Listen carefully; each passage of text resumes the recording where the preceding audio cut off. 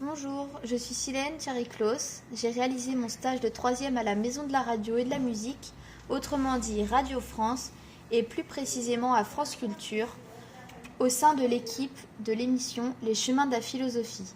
C'est une émission quotidienne d'1 heure. Mon projet professionnel est d'être vétérinaire, mais j'ai dans ma famille une personne qui exerce ce métier et elle pourra m'accueillir à une autre occasion. J'ai donc plutôt utilisé ce stage pour avoir l'opportunité de vivre une expérience enrichissante. Je suis passionnée de culture, j'adore communiquer et échanger. J'étais très curieuse de pouvoir découvrir l'envers des émissions de radio que j'écoute. Pour obtenir ce stage, j'ai rédigé une lettre de motivation, puis j'ai été contactée par Nicolas Berger, le réalisateur de l'émission, avec qui j'ai échangé par mail, puis au téléphone. Voici le sommaire de mon exposé. Je commencerai par vous présenter l'entreprise de Radio France, puis plus précisément l'organigramme de l'équipe que j'ai accompagnée, les outils nécessaires pour réaliser l'émission, les tâches qui m'ont été attribuées comme l'interview de la productrice, et pour finir, je développerai le bilan de ce stage. L'entreprise Radio France est une très grosse entreprise qui est à Paris. Elle a été créée en 1960. Elle rassemble presque 5000 employés. C'est une entreprise d'État dont le directeur est M. Gaillet. Elle est composée en réalité de plusieurs chaînes de radio, notamment France Culture, France Inter, France Info. J'ai eu l'occasion de visiter cette maison de la radio et voici quelques lieux remarquables. L'auditorium et le studio 104 de France Inter. Pour ma part, j'ai suivi l'équipe de l'émission Les Chemins de la Philosophie. La construction de cette émission nécessite différents métiers. Le producteur, Géraldine Mosna-Savoie, qui est la personne qui anime l'émission au micro.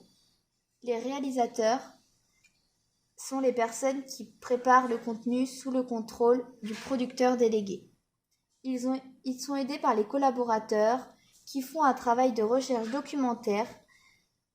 L'attachée de production, Anaïs Isbert, s'occupe de la communication sur le site internet et les réseaux sociaux. Elle accueille aussi les invités. Cette équipe s'alterne car le contenu d'une émission est recherché la semaine précédente. Il faut 15 jours pour préparer une série d'émissions.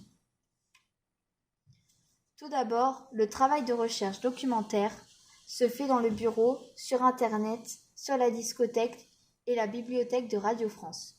Puis le travail d'enregistrement des émissions en direct se fait dans les studios avec des techniciens en régie.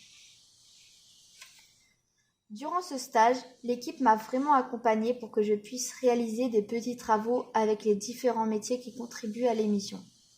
Par exemple, avec les collaborateurs, j'ai choisi des musiques pour accompagner des textes lus. Avec une réalisatrice, j'ai fait un travail de montage d'une interview. Je me suis essayée à l'exercice de l'interview avec la productrice Géraldine Mosna-Savoie. Et enfin, on m'a laissé choisir des extraits de texte pour le site internet avec l'attaché de production.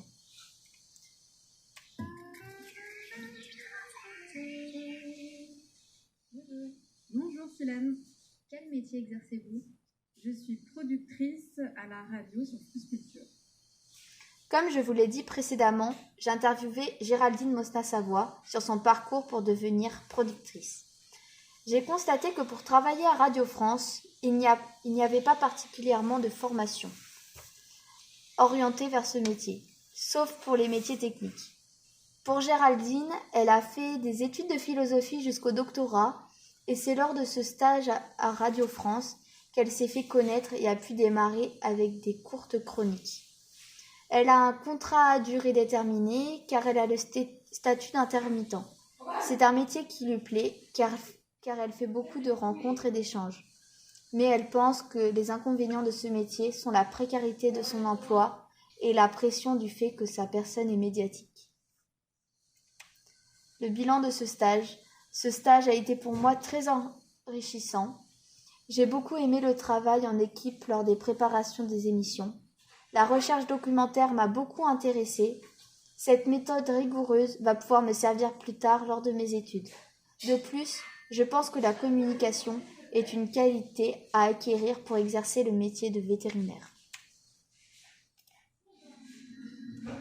Et un grand merci à l'équipe des soins de la philosophie, Jules Barbier, Carla Michel, Manon de la Seine, Antoine Ravon, Adèle Van Rett, à qui je souhaite un joyeux anniversaire, Anaïs Isbert, avec Laurence Malonda, Nicolas Berger à la réalisation et à la prise de son aujourd'hui, Jacques Hubert, Hélène Le Sœur à la lecture des textes. Et puis cette semaine, merci aussi à nos deux stagiaires de 3e, Lily Breton et Silène Charles-Claus.